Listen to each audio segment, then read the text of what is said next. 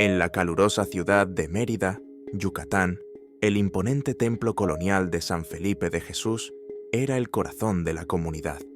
Sus majestuosos vitrales proyectaban colores en el suelo, donde los feligreses se arrodillaban buscando consuelo y guía. Entre ellos estaba el padre Esteban Villarreal, un hombre en sus 40, conocido por su carisma y su habilidad para conectar con las almas perdidas. Su reputación impecable hacía que todos confiaran en él, especialmente aquellos que buscaban redención. Una tarde, una mujer desconocida apareció en el confesionario. Luz María Solís, con su cabello oscuro recogido en un moño y su mirada llena de sombras, se presentó con una voz apenas audible. «Padre, necesito ayuda. Mi pasado me persigue». Esteban, acostumbrado a historias desgarradoras, no se imaginó el giro que su vida tomaría a partir de esa conversación. Luz María, de 33 años, confesó que huía de una relación abusiva con un hombre poderoso y violento, Carlos Zamora, un empresario local con conexiones peligrosas. Aunque Esteban no podía revelar lo dicho en confesión, se sintió intrigado por su vulnerabilidad. Le ofreció asistencia a través de los servicios de la parroquia, ayudándola a encontrar un lugar seguro para quedarse mientras recomponía su vida. Con el tiempo, Luz María comenzó a asistir regularmente a misa. Su cercanía al sacerdote se convirtió en el tema de rumores entre los feligreses. Algunos lo veían como un acto de bondad, otros como una relación inapropiada. Esteban, comprometido con su vocación, intentó ignorar los murmullos, pero cada conversación con Luz María lo envolvía más en su misterio, enredándolo en sentimientos que no podía confesar ni a sí mismo. Un día, mientras arreglaba las flores del altar, Luz María le contó sobre su infancia marcada por el abandono y el abuso. «A veces pienso que el mal se hereda, padre, que está en la sangre», dijo con una sonrisa amarga. Esteban, conmovido, le aseguró que todos merecían una segunda oportunidad. Sin embargo, sus palabras no parecieron calmarla. Al contrario, alimentaron un secreto fuego en sus ojos. Poco después, un evento inesperado sacudió a la comunidad. Carlos Zamora fue reportado desaparecido. La última vez que alguien lo vio fue en un bar del centro histórico, donde discutía acaloradamente con una mujer desconocida. Los rumores no tardaron en señalar a Luz María, pero ella negó cualquier vínculo con el empresario desde su separación. La policía local, liderada por el inspector Ramiro Cruz, inició una investigación. Carlos tenía enemigos, pero también un historial de intimidaciones y negocios turbios. La desaparición, inicialmente tratada como un secuestro, adquirió un tono más siniestro cuando se encontró su auto abandonado en las afueras de la ciudad, con manchas de sangre en el asiento trasero. Ramiro interrogó a Luz María, quien se mostró serena, casi indiferente. «Hace meses que no lo veo», dijo, mientras sus manos jugaban con una pulsera de plata. El inspector no estaba convencido, pero tampoco tenía pruebas concretas. Mientras tanto, Esteban empezaba a notar cambios en Luz María. Su semblante se tornaba más oscuro y a veces hablaba con una extraña mezcla de melancolía y determinación. Una noche, mientras revisaba los registros parroquiales, Esteban encontró un sobre en su escritorio. Dentro había una foto de Luz María, tomada años atrás, abrazada a Carlos Zamora. Detrás, una nota escrita a mano. «Todos tienen secretos, ella más que nadie». Desconcertado, decidió confrontarla. En una conversación en el patio trasero de la iglesia, bajo un cielo estrellado, Luz María le confesó algo perturbador. Había estado en el bar la noche en que Carlos desapareció. «Me enfrenté a él. Le dije que no podía seguir arruinando mi vida, pero me fui antes de que algo pasara», aseguró, con una voz quebrada. Aunque sus palabras sonaban sinceras, Esteban no podía ignorar el presentimiento de que no estaba revelando toda la verdad. Ramiro, por su parte, seguía encontrando piezas del rompecabezas. Un cuchillo con huellas parciales, rastros de sangre compatibles con Carlos y una lista de contactos que incluía a Luz María. Mientras el caso avanzaba, la relación entre ella y Esteban se tornaba más ambigua. El sacerdote se debatía entre su deber moral y una atracción innegable que lo colocaba al borde de un abismo. El descubrimiento de un cadáver descompuesto en una cueva cercana encendió las alarmas. La identificación preliminar confirmó lo peor. Era Carlos Zamora. El cuerpo mostraba signos de tortura y una muerte violenta. La comunidad, horrorizada, demandaba respuestas. Todos los ojos se volvieron hacia Luz María, cuya relación con la víctima era un secreto a voces. El hallazgo del cadáver de Carlos Zamora en una cueva sombría cerca de cenotes de Chitnup desencadenó una tormenta mediática. Mérida, una ciudad tranquila y turística, se vio invadida por reporteros y cámaras que buscaban respuestas. El inspector Ramiro Cruz, un hombre pragmático con una larga carrera enfrentándose a casos complejos, sintió el peso de la presión pública. Necesitaba resolver el caso rápidamente, y todas las pistas lo conducían de regreso a Luz María. Mientras tanto, en la parroquia de San Felipe de Jesús, el padre Esteban Villarreal se encontraba atrapado en un dilema moral. Las sospechas hacia Luz María se intensificaban, y el sacerdote no podía ignorar las inconsistencias en sus declaraciones. Sin embargo, una parte de él seguía aferrándose a la idea de que ella era una víctima más del violento pasado de Carlos. El forense reveló detalles impactantes sobre la muerte de Carlos. Había recibido múltiples heridas de arma blanca, pero lo más perturbador era que su cuerpo mostraba signos de haber sido torturado. Las marcas en sus muñecas sugerían que estuvo atado antes de morir. Además, pequeños fragmentos de madera incrustados en las heridas coincidían con un tipo específico de soga usada en los cenotes para prácticas turísticas. Era un indicio sutil, pero importante. Ramiro decidió interrogar nuevamente a Luz María. Esta vez, la llevó a la comisaría, lejos de la influencia de Esteban. Ella, con un semblante frío y desafiante, negó haber tenido contacto reciente con Carlos. «Lo dejé atrás, inspector. Él era un hombre peligroso, pero no lo maté», afirmó. Sin embargo, cuando Ramiro le presentó las evidencias, huellas parciales en el cuchillo y testigos que la vieron cerca del bar, Luz María comenzó a tambalearse. «Estaba allí esa noche», admitió finalmente. «Lo enfrenté porque quería que dejara de perseguirme, pero lo dejé con vida. Lo juro». Su historia parecía plausible, pero la falta de pruebas concluyentes seguía dejando muchas preguntas sin respuesta. En paralelo, Esteban decidió investigar por su cuenta. Su curiosidad lo llevó a revisar los registros históricos de la parroquia, buscando cualquier conexión entre Luz María y Carlos. Lo que descubrió lo dejó helado. Años atrás, Luz María había sido parte de un grupo de apoyo organizado por la Iglesia para víctimas de abuso doméstico. Pero lo más impactante fue descubrir que uno de los voluntarios era un hombre llamado Francisco Paco León, un exconvicto conocido por resolver problemas de manera clandestina.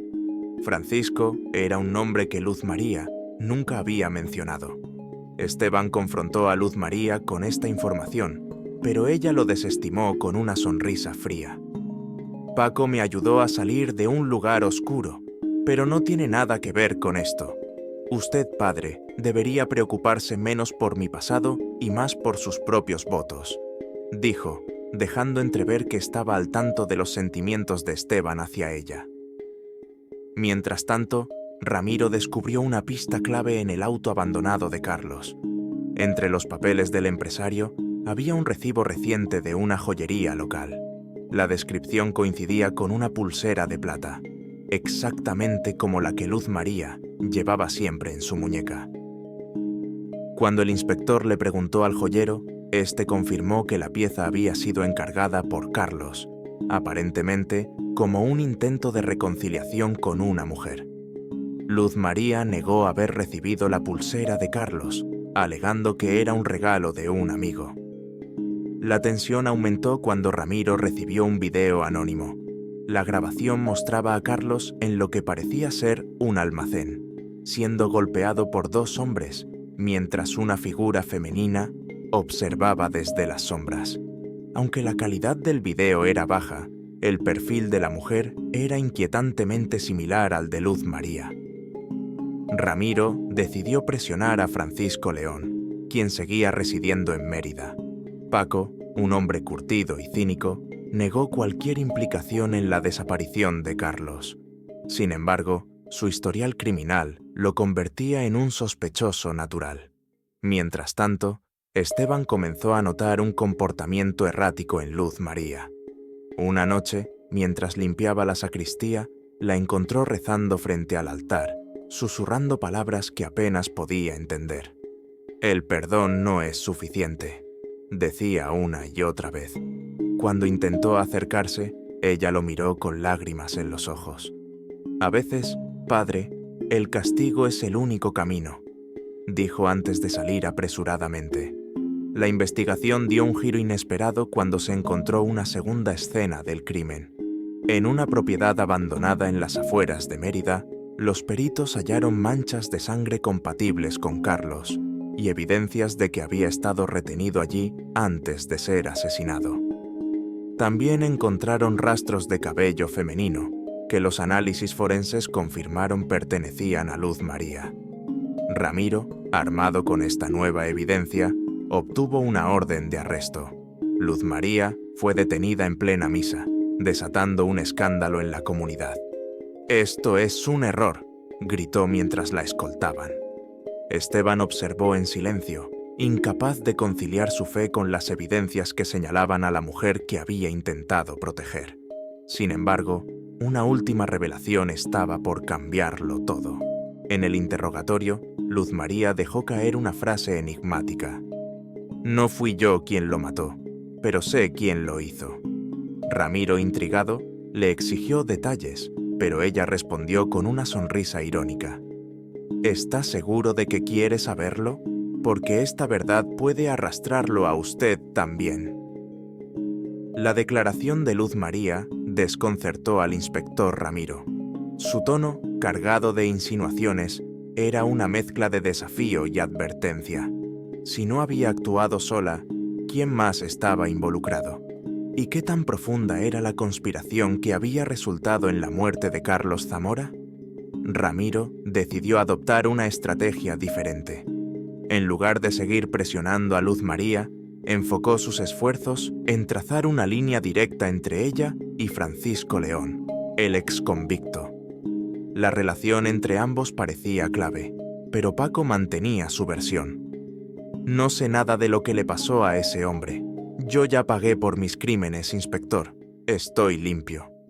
Sin embargo, una búsqueda en su pequeña casa reveló algo inquietante. Fragmentos de cuerda con madera incrustada, idénticos a los encontrados en las heridas de Carlos.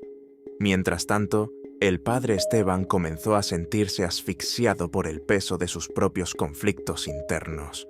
Sus sentimientos hacia Luz María lo colocaban en una posición vulnerable, y el arresto había desatado rumores en la parroquia. Incluso algunos feligreses comenzaron a cuestionar su liderazgo, acusándolo de haber permitido que el mal se infiltrara en la comunidad. Con la moral en declive, Esteban se refugió en la oración, buscando respuestas que parecían cada vez más esquivas. Una noche, mientras revisaba sus notas sobre lo que Luz María le había confesado en el pasado, recordó algo peculiar. En una ocasión, ella mencionó un lugar específico, una antigua bodega en el centro histórico de Mérida, donde solían reunirse algunos miembros del grupo de apoyo. Intrigado, decidió investigar por su cuenta. La bodega, un edificio ruinoso con grafitis y escombros, no parecía un lugar particularmente relevante. Sin embargo, al entrar, Esteban encontró algo alarmante. Restos de velas negras, símbolos tallados en las paredes y un altar improvisado. Entre los objetos, reconoció una fotografía de Carlos Zamora con un rostro tachado, junto a otras imágenes de hombres que parecían desconocidos. El sacerdote tomó fotos del lugar y las llevó a Ramiro, incapaz de ignorar la posibilidad de que aquello estuviera vinculado al asesinato. Ramiro, inicialmente escéptico, decidió investigar más a fondo. Una búsqueda en los archivos policiales reveló que, años atrás, esa misma bodega había sido escenario de actividades ilícitas, incluyendo reuniones de una secta involucrada en prácticas rituales. El vínculo entre Luz María, Francisco León y ese lugar era cada vez más evidente, pero los motivos detrás del asesinato seguían siendo un enigma. Las tensiones se intensificaron cuando Ramiro recibió otra pista anónima, una dirección en las afueras de Mérida. Al llegar, encontró una cabaña desierta con evidencias de que alguien había estado viviendo allí recientemente. Entre los objetos personales, hallaron una libreta con notas perturbadoras. Las páginas estaban llenas de dibujos grotescos y mensajes enigmáticos como «El sacrificio limpia el alma» y «Él pagó por lo que hizo». La caligrafía coincidía con la de Luz María, pero algunos mensajes estaban firmados con las iniciales PL. Esteban, cada vez más consumido por sus emociones, tomó una decisión temeraria. Visitó a Luz María en la cárcel, dispuesto a confrontarla. «Dime la verdad, no puedo seguir viviendo con esta incertidumbre», le imploró. Ella, con una expresión serena, respondió: «La verdad es peligrosa, padre. ¿Está seguro de querer cargar con ella?». Ante su insistencia, Luz María le reveló algo que lo dejó helado. Carlos merecía morir. No fue solo por mí, sino por todas las vidas que destruyó. No lo maté, pero ayudé a quienes lo hicieron. Esteban, incapaz de procesar la magnitud de su confesión, llevó la información a Ramiro. El inspector, convencido de que Francisco León era el autor material, lo detuvo bajo sospecha de asesinato. Sin embargo, Paco, lejos de quebrarse, hizo una declaración inesperada. «No soy el único que quiere que esa mujer pague. Si caigo yo, no lo haré solo». La investigación tomó un giro aún más oscuro cuando los peritos forenses analizaron el video encontrado en el almacén. Con tecnología avanzada, lograron identificar a una de las figuras masculinas, Diego Núñez, un guardia de seguridad que había trabajado para Carlos Zamora y que tenía una relación turbia con Francisco. Diego fue localizado y arrestado, y su confesión parcial complicó aún más el caso. Según Diego, Carlos Zamora era conocido por extorsionar y amenazar a mujeres. Luz María había acudido a Paco buscando protección, pero la situación escaló cuando ambos decidieron que Carlos no podía seguir lastimando a nadie más. «Solo queríamos asustarlo», dijo Diego, pero las cosas se salieron de control. Sin embargo, Diego también insinuó que había alguien más detrás de todo, alguien que planeó cada detalle y que manipuló a todos los involucrados. Ramiro sabía que estaba lidiando con algo mucho más grande que un simple caso de asesinato. La red de secretos, traiciones y violencia parecía abarcar a toda la comunidad, y en el centro de todo estaba Luz María, cuyo papel exacto seguía siendo un misterio. El arresto de Diego Núñez añadió otra pieza inquietante al rompecabezas. Sus declaraciones, aunque vagas, pintaban un panorama sombrío. Carlos Zamora no solo era una víctima, sino un depredador que acumulaba enemigos con cada uno de sus movimientos. Sin embargo, lo más alarmante era la mención de un arquitecto detrás del asesinato, alguien que supo manipular a Luz María, Paco y Diego para ejecutar su plan. Ramiro Cruz sintió que el caso se le escapaba de las manos. Luz María seguía siendo una figura central, pero su aparente serenidad tras las rejas lo inquietaba profundamente. «Ella sabe algo que no está diciendo», comentó a su asistente, la subinspectora Marina Fuentes, quien compartía su escepticismo. Marina, una joven inteligente y metódica, decidió revisar nuevamente las evidencias relacionadas con Luz María, convencida de que había algo en su pasado que aún no habían descubierto. Mientras tanto, Esteban Villarreal se encontraba en un abismo emocional. La confesión de Luz María sobre su participación indirecta en el asesinato de Carlos lo atormentaba, pero algo más lo carcomía, su creciente sospecha de que ella había manipulado su cercanía emocional para ocultar algo mucho más oscuro. Decidió buscar respuestas en los registros del grupo de apoyo parroquial donde Luz María y Paco se conocieron. Allí encontró un nombre que había pasado desapercibido hasta ahora: Ángela Robles, otra mujer que había asistido a las reuniones y cuya vida estaba marcada por la violencia. Ángela, una mujer en sus 50s, vivía en un modesto vecindario de Mérida. Cuando Esteban la visitó, encontró a una persona retraída, pero con una mirada que hablaba de años de sufrimiento y supervivencia. Al mencionar a Luz María, Ángela pareció estremecerse. Ella era diferente, dijo tras un largo silencio. No buscaba consuelo como las demás. Ella quería justicia a cualquier costo. Esteban llevó esta información a Ramiro, quien decidió interrogar a Ángela. Bajo presión, ella confesó algo impactante. Luz María había reclutado a varias mujeres del grupo, prometiéndoles liberarlas de los hombres que las habían lastimado. Ella nos dio esperanza, pero también nos llenó de rabia, admitió Ángela. Aunque nunca participó en actos violentos, sabía que Luz María y Paco hablaban de corregir los errores del sistema, por su cuenta. Ramiro intensificó la investigación sobre este grupo clandestino. Descubrió que al menos 3 hombres que habían sido señalados como abusadores por sus parejas habían sufrido accidentes en los últimos años, todos relacionados con caídas o heridas aparentemente fortuitas. Aunque nunca se les vinculó formalmente con Luz María o Paco, las coincidencias eran demasiadas para ignorarlas. En medio de este torbellino de revelaciones, Marina hizo un descubrimiento crucial. Revisando los registros telefónicos de Luz María, encontró varias llamadas realizadas a un número desconocido días antes del asesinato de Carlos. La titular del número era Elena Vargas, una abogada penalista que tenía una conexión directa con Carlos. Lo había representado en un caso de extorsión años atrás. Ramiro decidió confrontarla. Elena, inicialmente evasiva, confesó que Carlos la había contactado recientemente, temeroso de que alguien quisiera matarlo. Dijo que lo estaban siguiendo, que había recibido amenazas, explicó. Sin embargo, su confesión incluyó un detalle inquietante. Carlos mencionó a Luz María como una de las personas detrás de las amenazas. Pero no era solo ella, añadió Elena. Carlos estaba seguro de que alguien más la estaba manejando. Mientras tanto, en prisión, Luz María comenzaba a desmoronarse.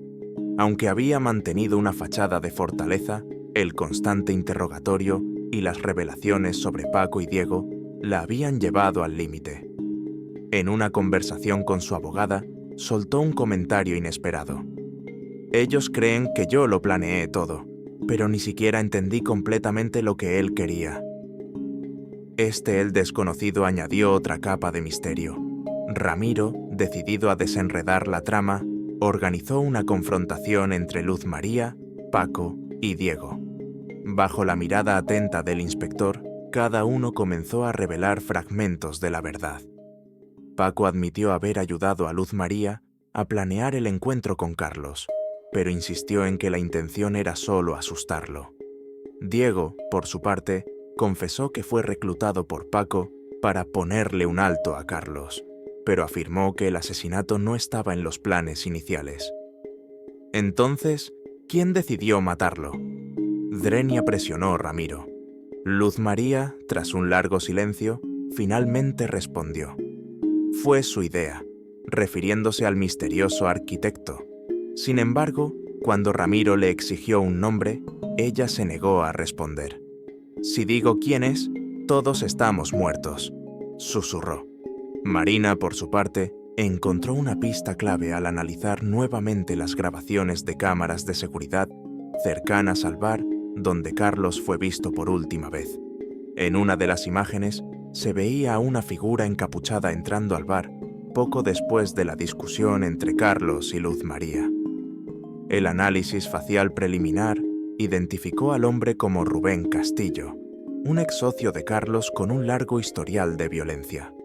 Rubén fue arrestado en su casa, donde se encontraron herramientas compatibles con las lesiones de Carlos, así como documentos que lo vinculaban con negocios ilícitos del empresario.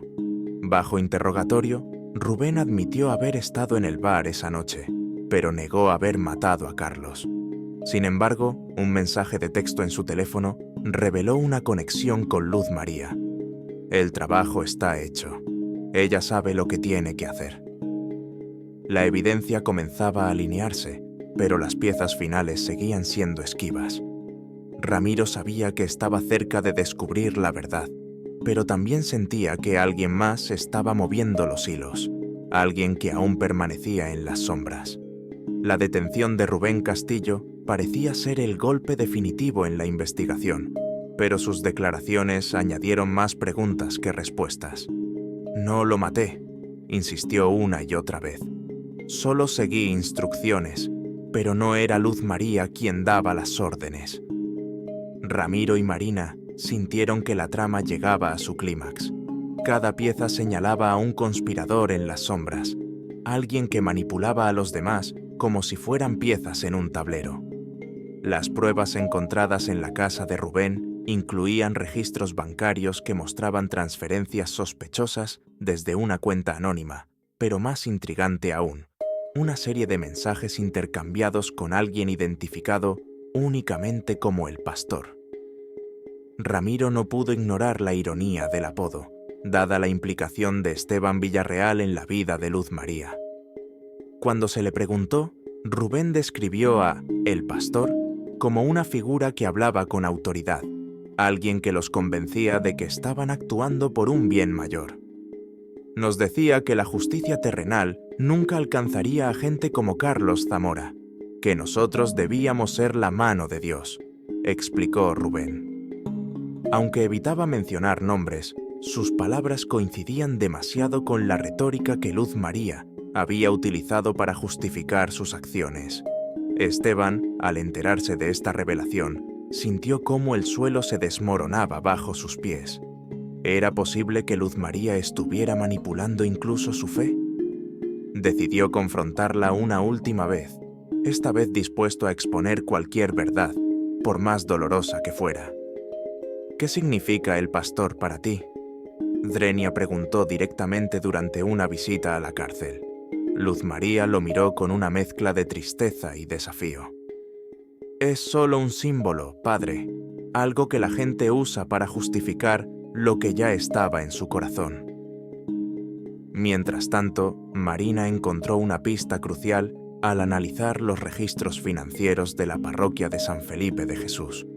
Una serie de donaciones anónimas llamaron su atención. Las fechas coincidían con los periodos de planificación de los accidentes que involucraban a los hombres abusadores.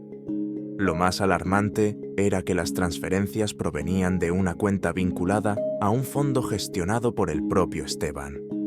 Ramiro, incrédulo, se vio obligado a interrogar al sacerdote. Esteban, visiblemente conmocionado, negó cualquier implicación directa.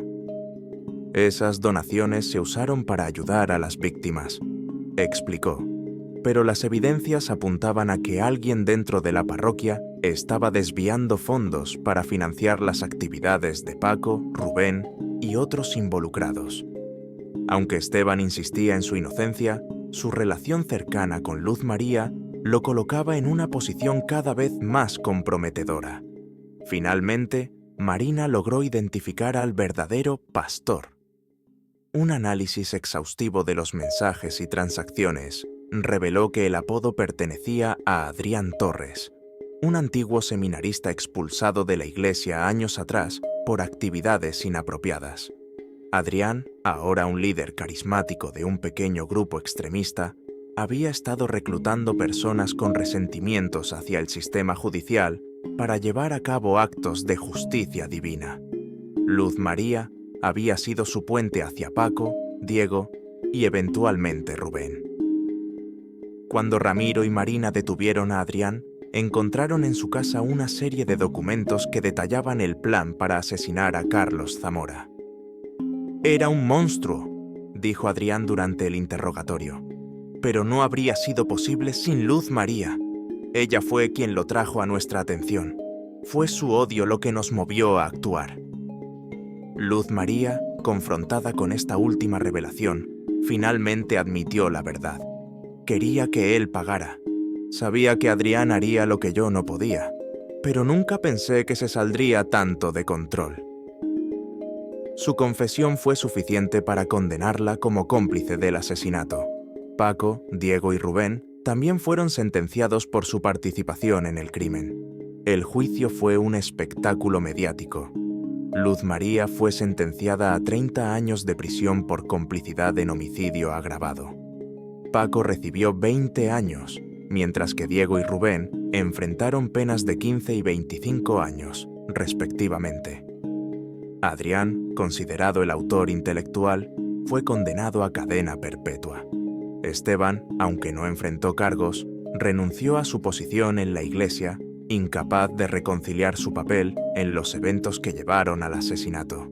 Se retiró a un monasterio, buscando expiar lo que consideraba su fracaso moral. La comunidad de Mérida quedó marcada por el caso. La parroquia de San Felipe de Jesús perdió parte de su feligresía, y las víctimas de Carlos Zamora siguieron cargando con las cicatrices de su pasado. Sin embargo, para algunos, la caída de Carlos representó un acto de justicia que el sistema nunca habría logrado. La verdad, como suele suceder, no trajo paz, solo dejó un rastro de vidas rotas y preguntas sin respuesta.